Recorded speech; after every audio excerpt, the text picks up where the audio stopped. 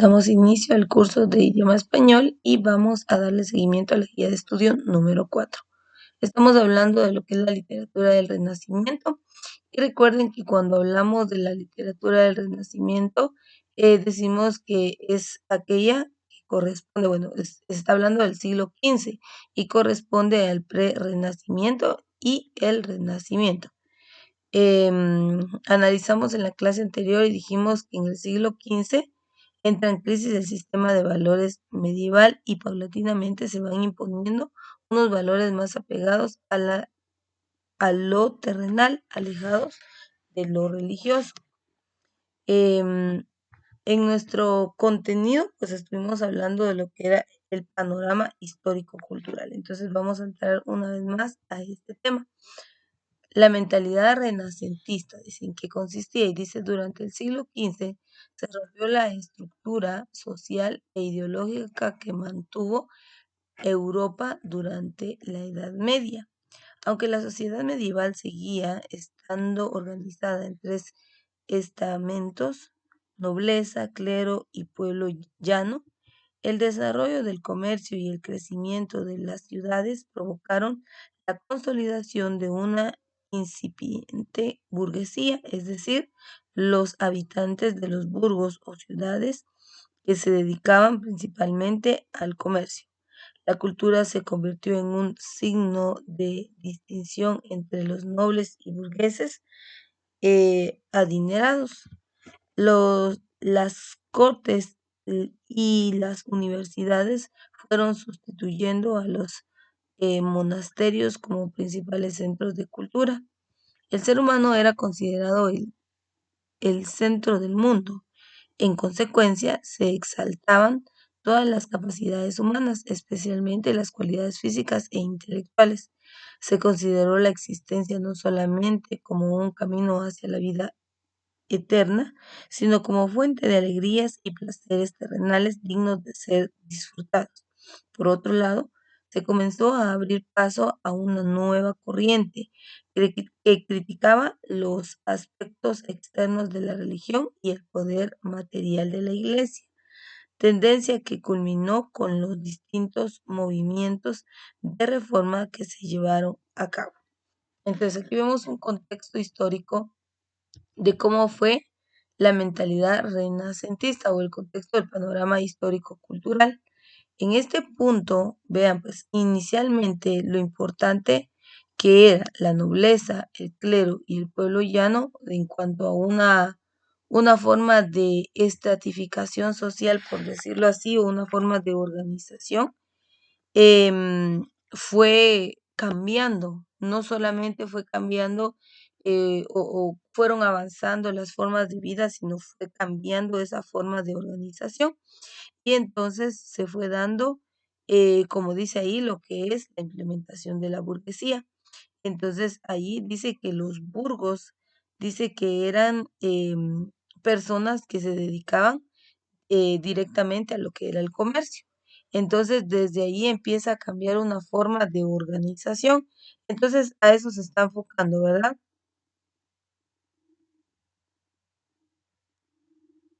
A la forma en que fueron evolucionando, tanto en su forma de pensar, en su forma de organizarse, a las actividades que se fueron dedicando. Entonces, ese panorama fue cambiando. Inicialmente nobleza, clero y pueblo llano, luego vemos la intervención de la burguesía y vemos cómo esa actividad a la que se empezaron a dedicar va cambiando un enfoque en cuanto a la cultura, a la forma de pensamiento, a la organización social. Vean, dice aquí el ser humano era considerado, dice, el centro del mundo, pero luego de eso, pues fueron, dice que se fueron, como que se fueron tomando en cuenta o se fueron dando a conocer las capacidades humanas y dentro de estas las cualidades físicas e intelectuales que tenían las personas.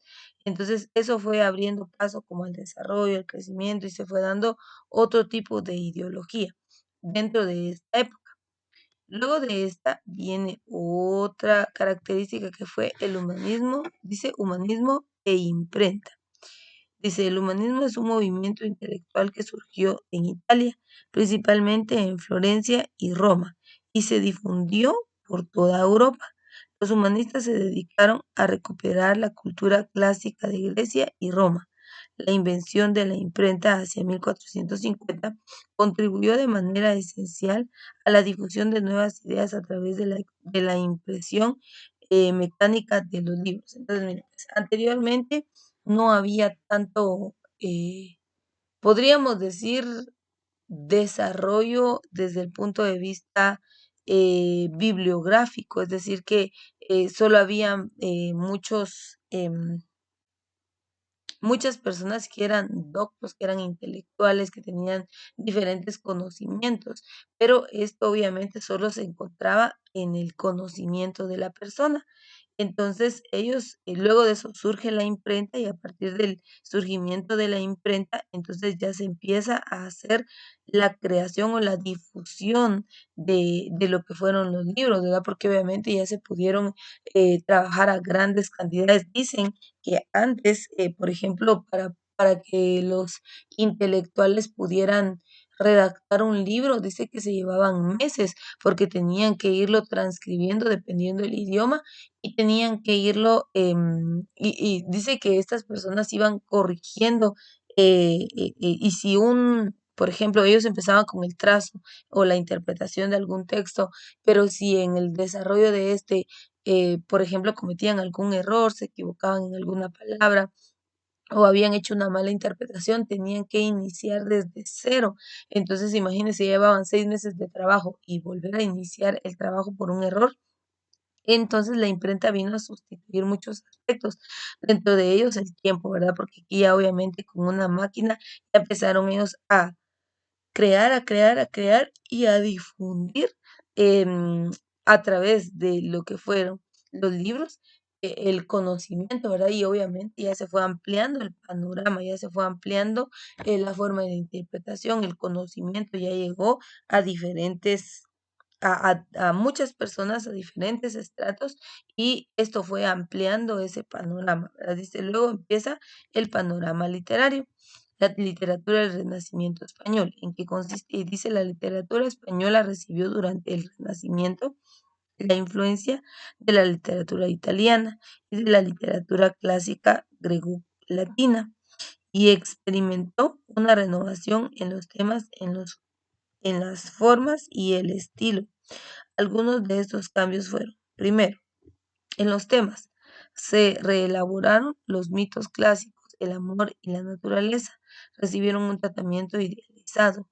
Surgió además una importante corriente de literatura religiosa.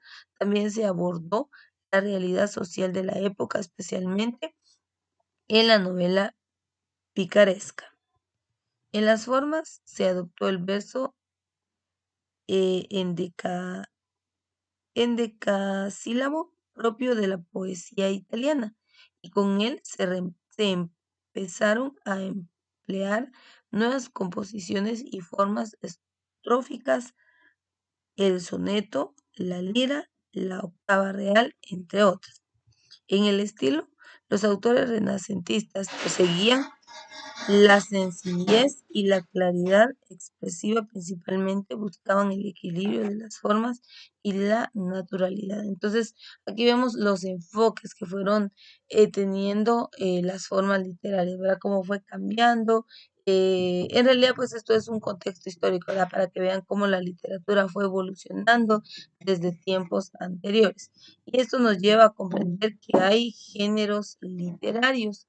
Em, Cuando hablamos de un género literario, pues obviamente ya vimos que tiene mucho que ver el enfoque, el estilo que se está dando a tal género, ¿verdad? Pero vamos a ver un concepto más claro.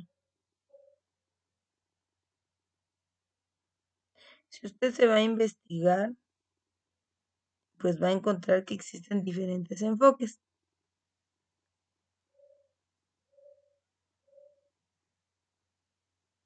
pero vamos a decir que son los distintos grupos o categorías en que podemos clasificar las obras literarias. Y si hablamos de esos grupos o categorías, Pues entonces, bueno, existen diversas clasificaciones, ¿verdad?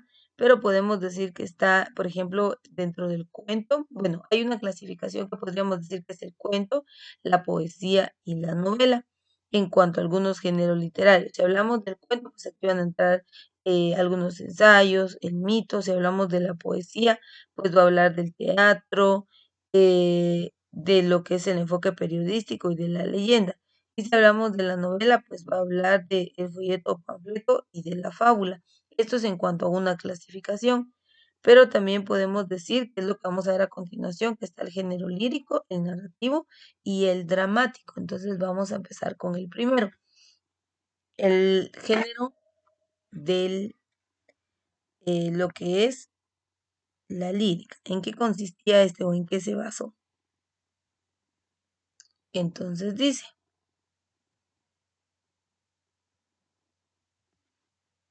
este género tuvo dos vertientes.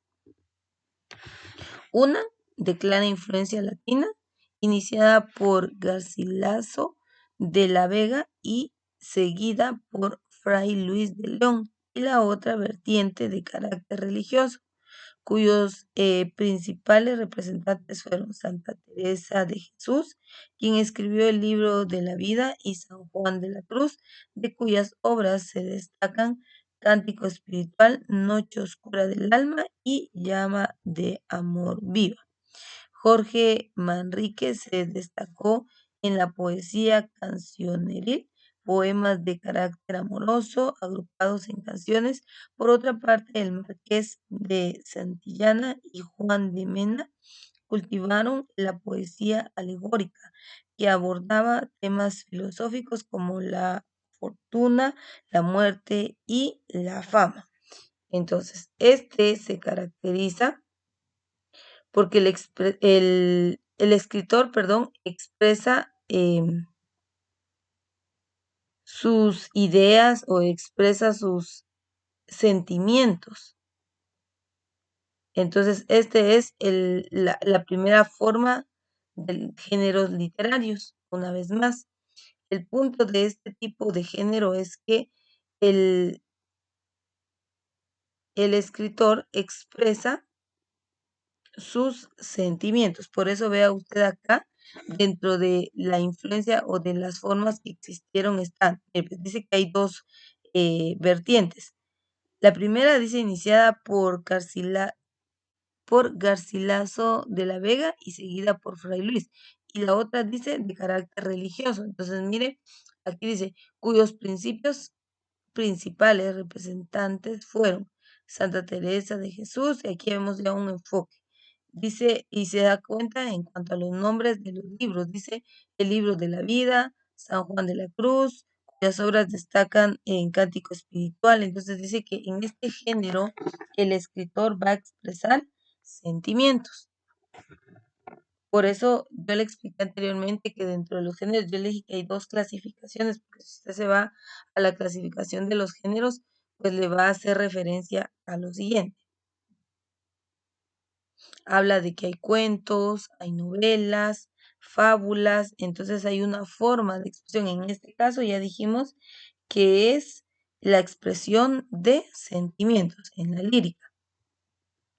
En la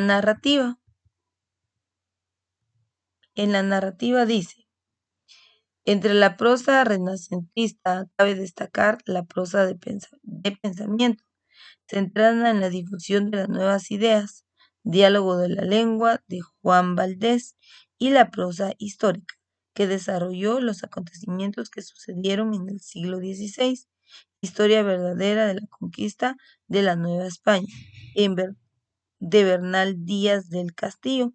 Sin embargo, el género que tuvo mayor auge fue la novela. Entonces aquí vemos otra forma de género literario, y este, si queremos nosotros entenderlo mejor, se caracteriza porque el escritor cuenta hechos que suceden,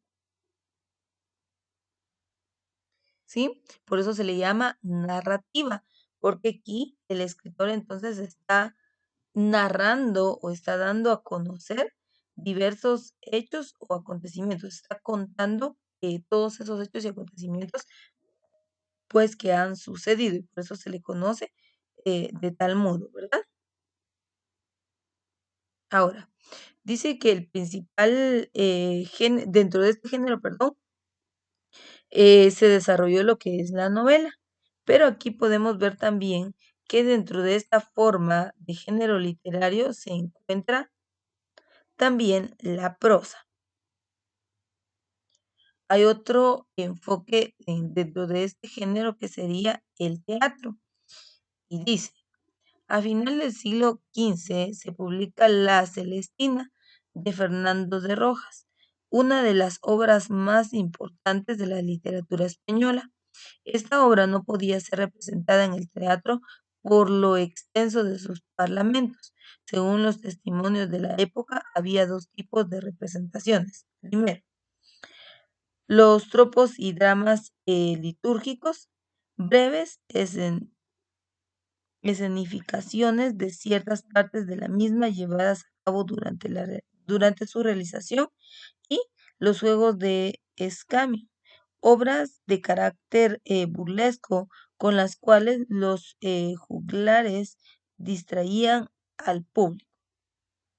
Entonces vemos que este enfoque era más representativo, ¿verdad? Es decir, era como que la ilustración de lo que se querían dar a conocer, puesto que se llevaba al teatro a través de la representación. Pero también, mire, pues aquí se le está llamando, se le está llamando teatro, pero también se le conoce como dramático, que es otro, está dentro de los mismos géneros, ¿verdad? Pero aquí le estamos utilizando el término de teatro, pero vuelvo y repito, podemos utilizar también el término dramático. Y obviamente, es la representación, ¿verdad? A través de personajes se daba a conocer la narración de los diversos cuentos o de las diversas obras, ¿verdad? Pero ya vieron que, pues por la característica de que era muy extenso, pues entonces se trabajaba con dos modalidades. El teatro, al hacerlo completamente, pues era demasiado extensa la representación, porque obviamente pues aquí ya se iba a lo que era la dramatización. Por eso ya les dije que aquí utiliza el término de teatro, pero es también el género dramático y se utilizaban personajes para poder dar a conocerlo, ¿verdad? Se empleaban algunos personajes y además de ello, pues los personajes obviamente se comunicaban a través del diálogo, ¿verdad? Entonces, por eso es que era bastante extenso. Una forma, bueno, aquí estamos viendo tres formas de lo que fue, de cómo se fueron desarrollando los géneros literarios.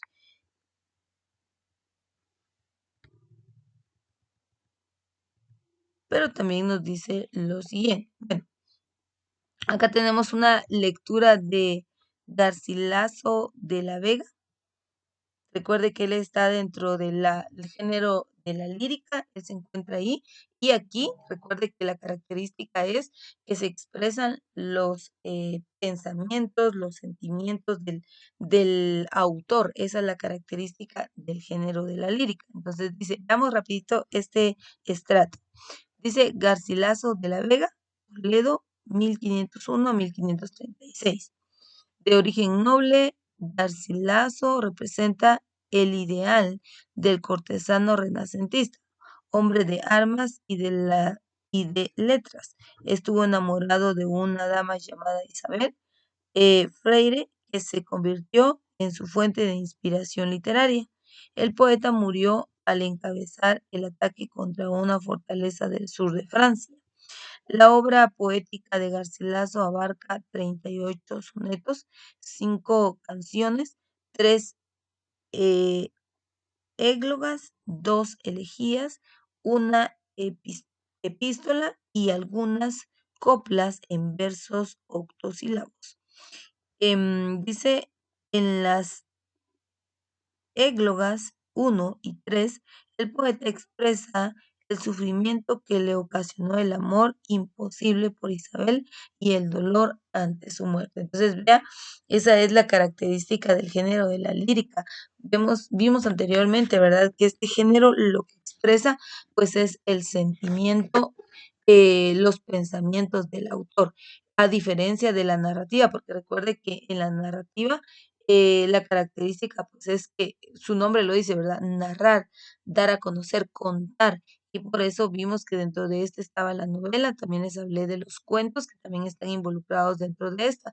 La diferencia entre el primero y el segundo, el primero está dando a conocer emociones, pensamientos, sentimientos. En el segundo está también se involucran estos elementos, pero es más dar a conocer o más se está desarrollando una historia, ¿verdad? Esa es la característica de la narrativa. Y en el teatro, pues ya vemos la representación. Podría ser de los 2 géneros anteriormente vistos, pero vimos que, una también de los aspectos que influyó, dentro de lo que fue el teatro, fueron las 2 modalidades que se podían dar, ¿verdad? En donde, pues, al momento de, dar a conocer el teatro, el tiempo era un factor limitante y, algunas obras eran muy extensas, y entonces por eso fue que se dividió en 2 representaciones que fueron los tropos o dramas litúrgicos y los juegos de escarnio, que era la forma de dar a conocer a través del teatro. Dije que era teatro, género teatro o dramático, que también se le puede conocer de esta manera.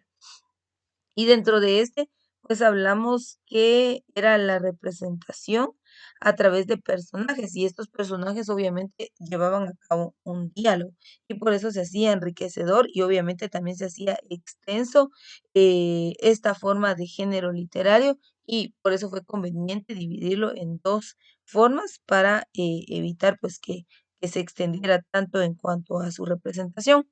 Aquí habla de otro personaje que es Miguel de Cervantes Saavedra. Y dice, nació en Alcalá de Henares en 1547, murió en Madrid en 1616. Es uno de los máximos exponentes de las letras españolas, cultivó varios géneros literarios, pero esencialmente era un novelista. Entre sus mejores obras se encuentra La Galatea, el el coloquio de los perros, la ilustre fregona y su máxima genialidad, el ingenioso hidalgo Don Quijote de la Mancha. Esa obra es muy mencionada. Y por último dice, el coloquio dice de los perros. Esta obra es una de las novelas ejemplares de Miguel de Cervantes. Los personajes protagonistas son Cipión y Barganza, 2 perros del Hospital de la Resurrección de Valladolid, al comprobar que durante las noches tienen la facultad de hablar, Berganza narra sus experiencias con distintos amos y luego Cipión las comenta. Entonces, pues este último contenido de nuestra guía de estudio nos da a conocer la manera en que fueron surgiendo los diferentes géneros literarios, pero los géneros del Renacimiento. Y recuerde que hablamos que fue la lírica, el narrativo y teatro, pero el teatro también es conocido como el género dramático. Entonces, em, el enfoque, podríamos decir, o la influencia de estos géneros, qué fue lo que abarcó cada uno de ellos. Y recuerde que yo le decía dentro del narrativo, bueno, mire pues, algo muy importante es que la lírica va a abarcar o va a estar dentro de lo que es, va a abarcar en general algo de lo que es el narrativo y de lo que es el género dramático. Dentro del género de la lírica, la intención de este, pues, es relatar, perdón, sucesos, recitar versos y representar situaciones. Eso es algo muy importante dentro de este enfoque o este género literario. También les dije que dentro de los diferentes géneros literarios, pues, está la poesía, el teatro, la narrativa, el ensayo, el artículo.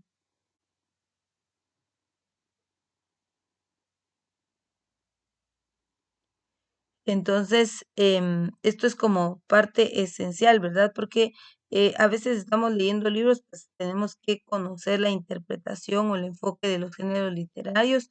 Dentro del narrativo, pues vamos a encontrar párrafos, dentro del lírico, pues vamos a encontrar versos, y dentro del el dramático, perdón, o el teatro, vamos a encontrar lo que son los diálogos. Entonces, esto es como para nosotros saberlo clasificar, ¿verdad? Poder entender los diferentes, perdón, o los distintos enfoques o géneros literarios. Así que el día de hoy hablamos algo de historia, de la manera en que fue evolucionando, ¿verdad? Lo que fue la literatura del Renacimiento, cómo fue cambiando la cultura, cómo fueron cambiando los tiempos, cómo fueron cambiando los escenarios, la estratificación, la forma de pensamiento, y así también cómo es que a partir del surgimiento de la imprenta, entonces se va como divulgando, se va dando a conocer más o se va ampliando el panorama de lo que fue la literatura. Y este es el último tema visto en nuestra guía de estudio número 4. Recuerde que usted tiene acceso a este material y también recuerde que usted tendrá acceso al link de la clase grabada al finalizar la jornada de estudios. Con esto concluimos la clase y el contenido.